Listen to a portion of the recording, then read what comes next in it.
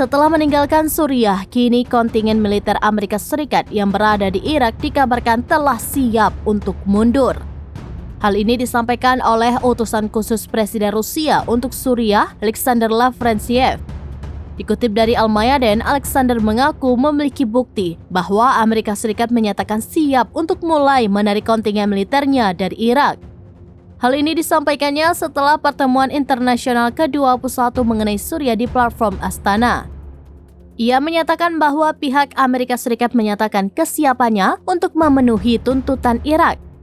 Menurutnya, hal ini adalah hal yang sangat penting sehingga sulit untuk menilai seberapa realistis hal ini. Sementara proses penarikan pasukan dinilainya memakan waktu yang lama, bahkan bisa bertahun-tahun.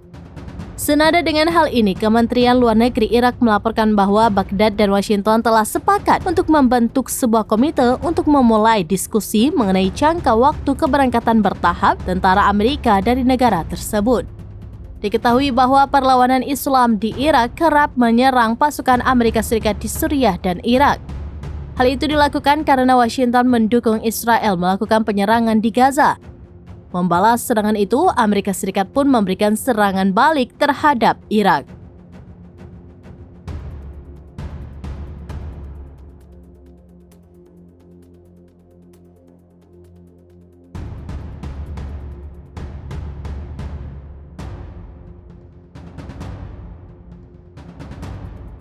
Download Tribun X sekarang, menghadirkan lokal menjadi Indonesia.